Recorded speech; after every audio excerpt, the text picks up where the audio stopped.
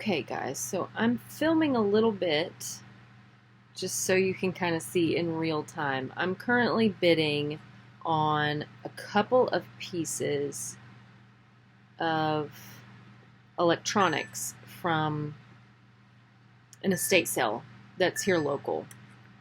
One of them is a receiver and some speakers, both vintage, and another one is like a cassette deck, also some speakers.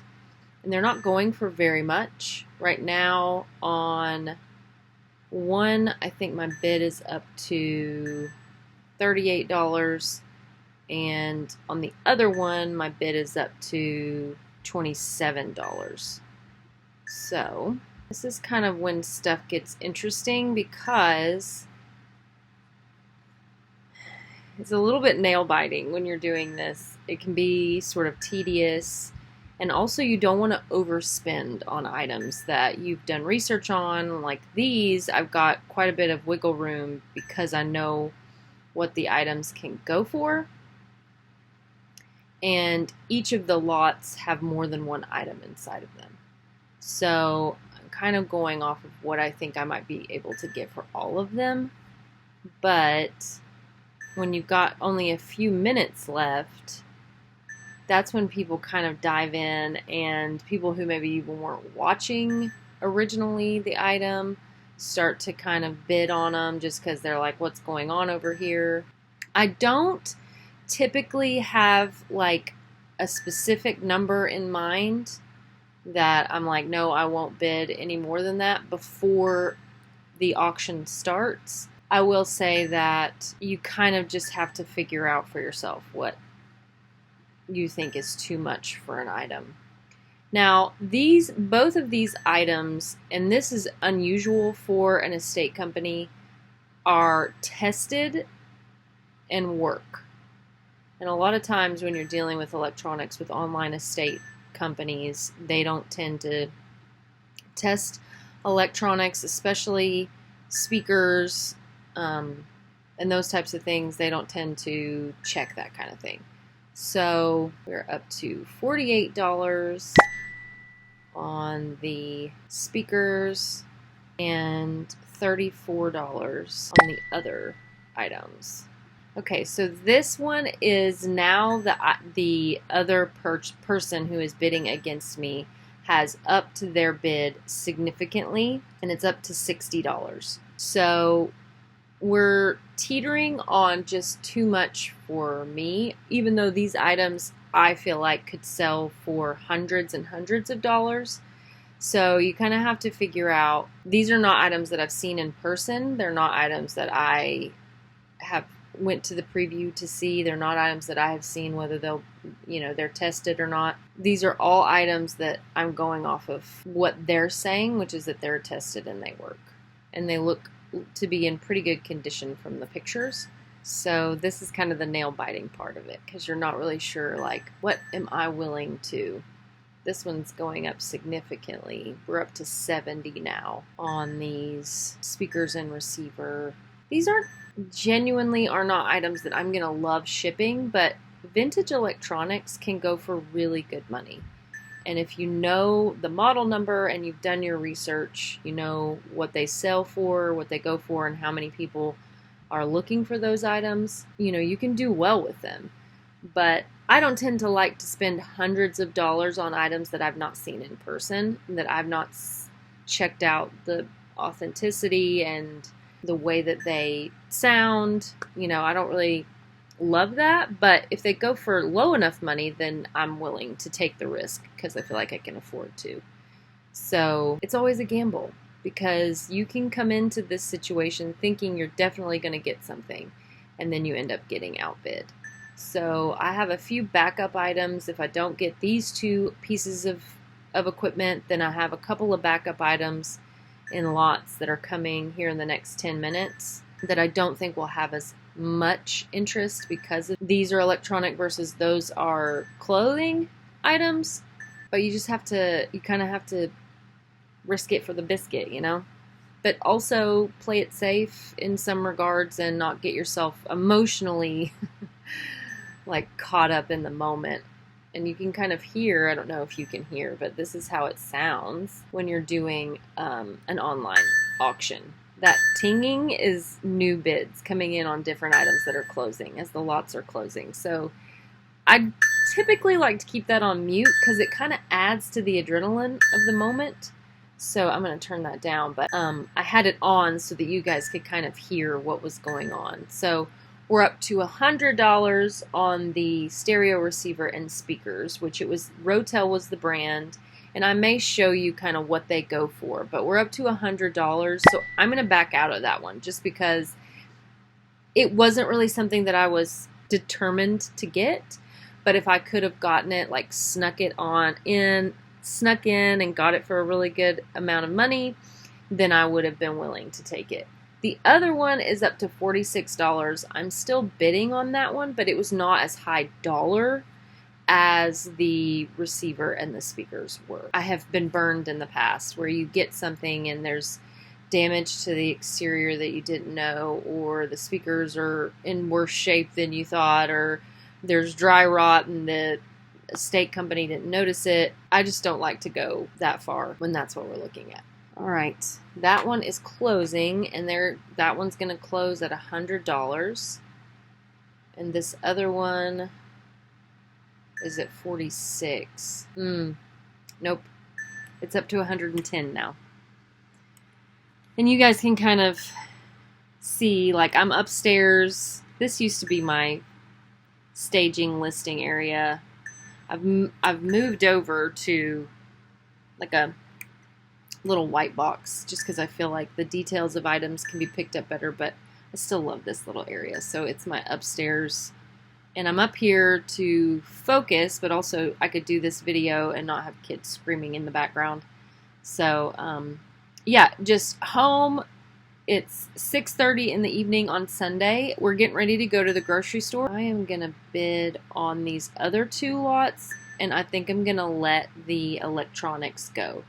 They're up to $120 on the speaker set, the first lot, and up to $60 on the second. And so the other two lots that I'm interested in are on like 2 lots of vintage men's coveralls and overalls. Liberty is the main brand for the overalls. There aren't any Carhartts in the coveralls, but there are a few interesting enough brands made in the USA that I think I can. The current bids are like $12 and $15 on the lots, and each of the lots has, I think there's 5 overall pairs and 2 vintage jean jackets in one lot, and there are 2 pairs of coveralls, a jacket, and 2 canvas work vests in the second lot. The reality is that we could get to the point where we lose out on all of the items that we were looking to bid on. And that may happen, but that's okay. That's part of it. You kind of just have to accept the fact that you're going to start this, and either you have to be really invested and decide, no matter what, I'm going to take these items, or you have to mentally prepare yourself that you could take an hour to an hour and a half of an evening and not win anything. So it looks like, as of right now, I'm winning the coveralls lot for $12. And like I said, there aren't any Carhartts in this lot, but there are 2 made in USA brands that I recognize. And I did a little bit of research so I can make some money there. So I did win the coveralls lot for $12. And the vintage overalls and the vintage jean jacket is the one I'm the most interested in. So I'm trying not to bid up too much, because really what I'm doing is, Liberty is the brand of vintage overalls, and there is a jean jacket in here that is, the brand is Big Ben, made in the USA, vintage. It has DOE on the back, Department of Energy for Oak Ridge, which is, you know, the secret city. Everybody is familiar with Oak Ridge, but those jackets can go for between $40 and $60. So I'm basing that bid on being able to definitely sell that jacket and then lot up those overalls and sell them for probably the same amount of money. Easy to ship, easy to list, easy to sell, larger sizes, larger men's sizes. Yeah, so I am going to get that one lot, and I don't know that I'm going to keep bidding up on these overalls. We're at 30 now, and there is one jean jacket in there that I know I can get at least 60 for. But the other Liberty overalls, even though they're vintage, they're made in China, so they're not too vintage. And I don't know how much I can get for those. So I'm going to back out of that. But again, it's really nice to be able to, from the comfort of your home, look up comps, see the details on the tags, not be surrounded by, 80 people. It is nerve-wracking a little bit with the pinging, but I tend to mute that. I just kind of wanted you guys to hear the sounds of it so you know what it's like. But yeah, so I'm going to go with this one bid, and it's a lot of, I think, 6. And when I pick it up, we'll be able to see what we can actually get out of it. Okay, so it is the Tuesday after the online auction, and I am headed to pick up the lot that I actually won. Now, this online estate sale was a little bit different from me. I don't typically try and bid on stuff where I'm only going to win one lot and then go pick it up. But because it was local, because it was something that I felt like I had multiple lots that I had a chance of getting, and because I had told you guys that I wanted to try one out on video to show you how I do it, I decided this was a good option. So we're going to run across town. We did have to make an appointment for pickup. So our appointment is at 11. We're going to run over there, pick up the lot, and then I'll hopefully try to do a little bit of a haul to show you all the pieces that I was able to get. So let's go pick up our online estate sale lot. Okay, we are here at the house, and we're going to make our way in here and pick up the lot. And hopefully they have everything that we need. Okay, so I went in, I grabbed the lot. I didn't film while I was in there because typically it's just the people that are working the estate sale, and I don't feel like bombarding them with a camera or showing them on camera. So they just grabbed it. They didn't put it in a bag, didn't put it in a box. Sometimes they do that, but a lot of times you have to bring your own stuff. But I wanted to show you quickly kind of the items, an example of the items that I picked up. So I got 2 coveralls, 2 vests, I believe, and a jacket, all different brands. This one here, and I'll see if you can make that out, is Walls Zero Zone. There is another Walls coverall. This one is also the Blizzard. Let's see, Blizzard Proof Walls. And then there is another one that is the Burn brand. So for everything I paid after tax and after the buyer's premium, I paid $14.40. So I felt like I was going to be able to definitely make a profit on these, but I bid at a high enough level that even if I don't make as much as I thought I was going to, I'm still okay, and I'm only out a few dollars per item. So those were good, and I'm going to get these home and hopefully do a better haul for you to show you exactly what I think I'm going to make on these items and what they look like when they're hung up, and show you a little bit more details. Okay, so I promised you guys that I would show you a haul of the coverall lot that I bought, and I wanted to show you a little bit more of the items that I picked up. The first one, let's see if I can get it off of here, is a Walls large jacket, and I'll show you the tag here. The tag says made in Russia. I don't know year on this. I'll show you the back too. So it does have wear. Everything here has wear, staining from use, some little holes. And I am going to use keywords for that because I feel like there is kind of industrial style right now that makes Carhartt type, vintage Carhartt type items fashionable. But also I feel like there is an appeal for these types of items because they're not made like this anymore.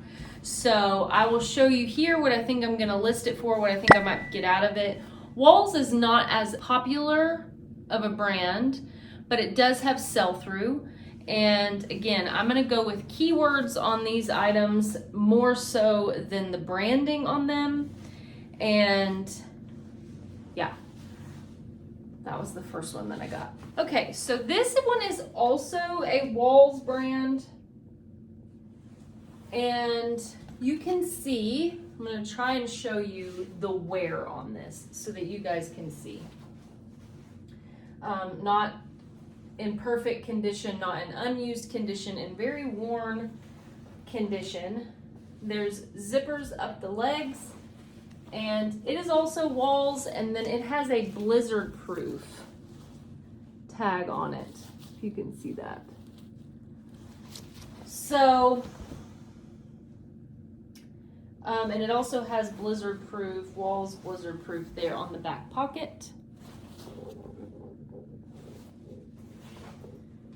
I did just enough research, so I'm banking on between 25 and 40 for each of these. That's what I'm kind of going off of in my mind. I don't think I'll get much more than that, but I do think that they'll sell for pretty good money. This one is made in Mexico, and it is a large. But again, lots of wear, lots of stains. Okay, this one I showed you guys in the car once I picked the lot up, and it is also a Walls, I believe. It has a tag on the inside, 0 zone Walls. And Lee came home and said, "Did you give me a vest?" I said, "No, that's for resale." And he said, So I don't know. He was kind of picking through this stuff, so.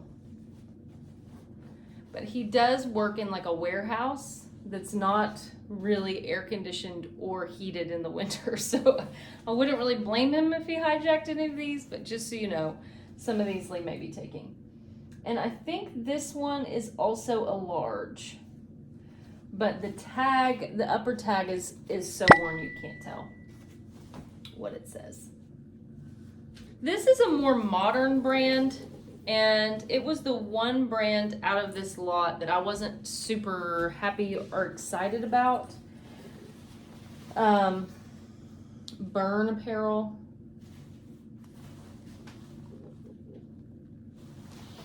Like I said, just more modern, but it's in the best shape in terms of age and use. So more of an overall style, less coverall, zips all the way up to the waist on both sides, and has some utility pockets there. So I mean, I definitely think I can sell these. I think people would be interested, but I don't think there's going to be any sort of like vintage keywording. These will probably just be sold off of their current merit. Okay, last but not least is this Liberty coverall. And the reason that I like this, Liberty is typically known for their overalls, like denim, but stuff currently is made in China. And these coveralls are made in the USA. So I don't know, again, I don't know what I'm going to be able to get out of these, but I feel like they're going to probably be the quickest seller out of the lot, just based on the fact that they're Liberty. You can kind of see the pockets, even the zippers are branded Liberty. And did I show you the tag? Just so you guys know when you're looking, rugged outdoor gear made in the USA. This is a small, so that will definitely affect the overall value, I feel like, but it will still sell. It just may be a little bit of a slower seller based on the size.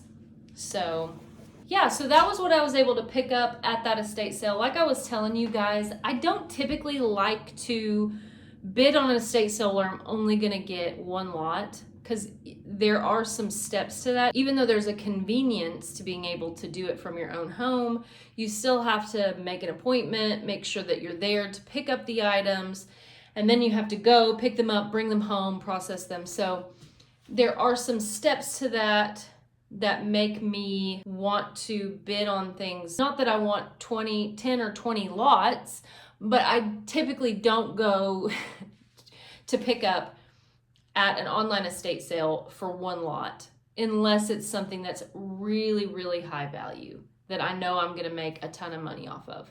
So this was one of those that I was in the middle of bidding and realized I was not going to get those electronics for the price that I wanted them, and it was higher than I was comfortable with. Some of you may think, oh, why didn't you go ahead and bid higher? Well, I have been stuck in the past with items that I got either overly excited about that I wasn't sure if they actually worked, or I got there and they weren't in the same condition that I thought they were. And really, it's up to you and your own discretion when you're looking at these postings. A lot of times estate sale companies will only list 2 to 4 photos, and so you kind of have to use your own discretion when you're looking at these items and decide whether it's worth your time, whether it's worth your money. If I am going to bid up for something, I at least like to be able to go to the preview and ensure that those items are in the condition that I think they are. And I just think that that's smart, because otherwise you might end up with items that are not in the condition that you thought they were. Now there are 2 sides to that. Some people think if they can get in on an auction where the photos are not that great, you don't have as many bidders, so you're not going against people and you're paying less for it. And there is some benefit to that. So I will say, if you can get a lot for no money and you're not really taking that big of a risk, go for it. I have benefited from that before. And there's a second strategy to online bidding that I have used in the past, which is if you really like the vibe of a sale and you think, I'm just gonna go in here and see what lots are going for no money. And then once you do that and you can kind of vibe that you're not gonna compete with really anyone else, you can get to where lots are expiring and you can get things for $3 and $4. And that is a fair enough strategy. I went in with the intention of specifically getting these electronics, these vintage radios and speakers, because I felt like the resale was really high and the buy-in was very low. You have to kind of be prepared that you are either in it to win it, and that generally is not for the reseller, it's more for the collector. So if you're wanting something and you want it that bad, then you have to be prepared to go all in. For me, it's not a competition. It's more, what can I get for the least amount of money that's the highest quality for the quickest and highest dollar flip. So like I said, for all of those items, I paid after tax and buyer's premium $14.40. I was very comfortable doing that because that's essentially like $2.75 a piece, which is what I would pay. Those are like yard sale prices. And I kind of wanted to learn a little bit more about that world and see what we could make off of it. Yeah, so not that entertaining in terms of the mass quantity of items, but it was a good little dip into online estate sales, what I do, my mentality behind doing it, and just my overall bidding strategy. Which for some people that may not be their strategy, and that's totally okay. I tend to keep my buy-ins low. I try to keep them as low as possible. There's always going to be room for growth. There's always going to be room for you to pay up for an item. There's never going to be a shortage of people who have really good items that you could pay more money for. Anyway, thank you guys so much for going along with me, for allowing me to kind of fill you in on what this looks like for me. And I hope that you guys have incredible success with online estate sales. If you've never done it, if you don't want to do it locally or you don't know where to find it, hibid.com, HIBID, is a great resource. And that is generally where all of the estate sale companies go to host. There are a few of our local estate sale companies that host their own. And in my experience, I get way better deals if they're being hosted by the estate sale company themselves, because they don't have as much exposure and marketing from the HiBid website. But HiBid is a great website. You can create a username there, and there are also local estate sales that do not advertise anywhere. And so you can kind of find things. I have also bid on other estate sales from other states and that are willing to ship smaller items to me. You can bid on those items from other states because they're small and easy to ship. And as long as those estate sale companies are willing to ship, and they'll normally have a little moving van or moving truck up in the corner of their listings if they're willing to ship. And they will generally specify per item whether or not that item is going to be shippable. And typically what happens is you get an email that says, if you don't sign up for an appointment to pick up your items, then these will be taken and dropped off at the local UPS store and you will get an invoice. So if you have a really big item, you're going to get an invoice for shipping. But if you have small items, you're looking at, $10 to $20 to ship them. So you have to factor that in. But I have done that. And I know other eBay resellers that do that as well. They look for all kinds of estate sales all over the country, not just locally to their hometown. If you guys have had experiences with bidding online and you've had success or you've had failures, please let me know. I have had a lot of failures. I've had a lot of success. So you kind of just have to figure it out for yourself. So yeah, anyway, thank you guys so much for watching. Thank you guys for coming along with this crazy, interesting video. And let me know what fun things that you guys have picked up on local online estate sales. See you guys next time.